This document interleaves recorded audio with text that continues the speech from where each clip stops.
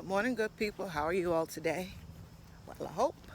It's a little breezy where I'm located, but it feels good. Yes. So today is Summary Saturday, where I briefly go over the topics that I discuss Monday through Friday. So Monday was Modern Monday. Are you a modern or a traditional woman?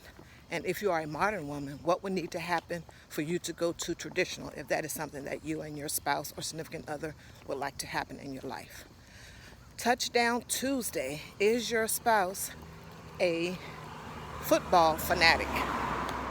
American professional football, once again.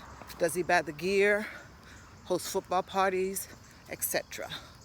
Wasteful Wednesday. Do you recycle? Trailer Thursday. Does the trailer of a movie or series influence you to watch it?